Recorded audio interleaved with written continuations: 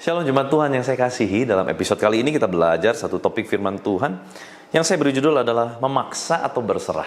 Memaksa atau berserah.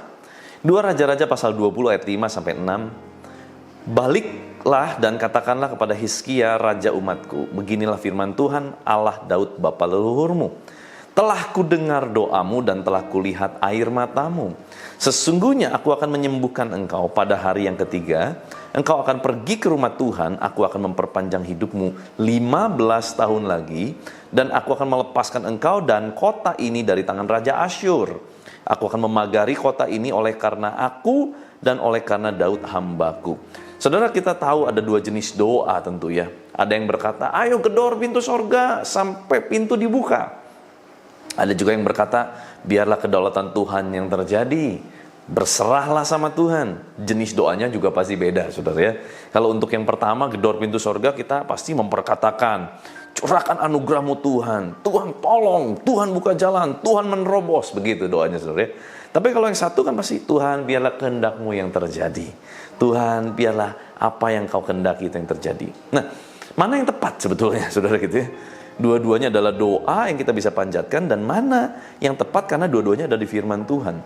Karena kita lihat di sini, doa dan air mata Hizkia mengubah jalan hidupnya, di mana ada diperpanjang usianya 15 tahun. Tapi kalau kita belajar dari Yesus Kristus saat dia berkata, Bapa, kalau boleh lalukan cawan ini daripadaku, tapi biar kehendakmu, biar bukan kehendakku, namun kehendakmu yang terjadi. Ya, ini kan 2 hal yang berbeda. Nah, pertanyaannya dampaknya apa, saudara? Dampaknya, dari Hizkia minta agar dia tidak mati, diperpanjang usianya. Ternyata kita mencatat di 15 tahun perpanjangan umurnya, lahirlah anak baginya bernama Manasye. Manasye tercatat menjadi orang yang membuat banyak orang Israel berdosa kepada Tuhan. Bahkan di 15 tahun itu, Hizkia memamerkan seluruh kekayaannya kepada utusan Babel, yang menyebabkan Israel dibuang ke Babel dan seluruh kekayaannya dibawa ke Babel. Dampaknya sangat fatal. Kenapa? Karena dia tidak meminta kehendak Tuhan di atas kehendak pribadinya, saudara.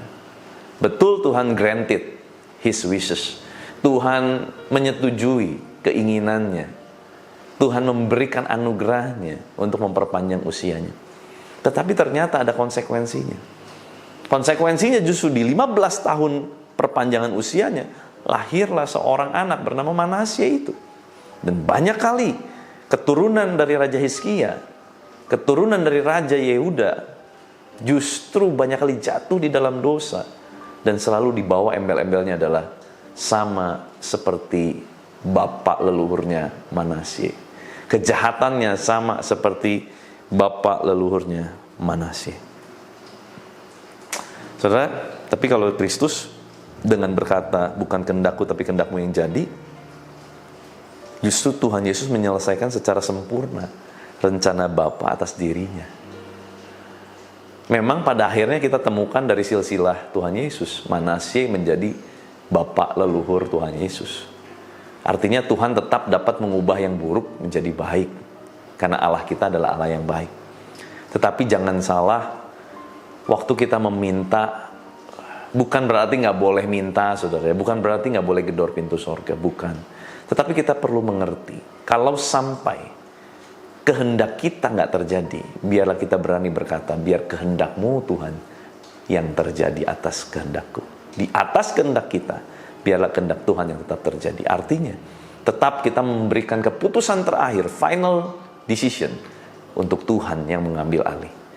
Sebab kalau Tuhan yang ambil keputusan, bukan sesuai kehendak kita, tapi keputusan Tuhan, saya yakin kehendak Tuhan adalah jauh lebih baik dari segala kehendak kita.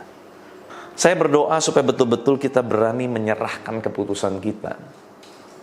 Sekalipun sulit ya. Tetapi kita berani mau berkata, biarlah Tuhan, kehendak-Mu saja yang jadi atasku, bukan kehendak-Ku. Dan saya yakin dan percaya kehendak Tuhan, waktu ditaruh di atas kehendak kita, kehendak Tuhan pasti mendatangkan kebaikan. Pasti. mendatangkan kebaikan. Jadi boleh nggak minta dalam doa kita? Boleh, saudara ya.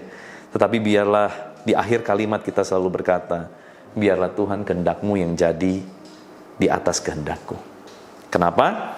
Karena Tuhan mengerti jauh melampaui apa yang manusia rancangkan, apa yang manusia pikirkan.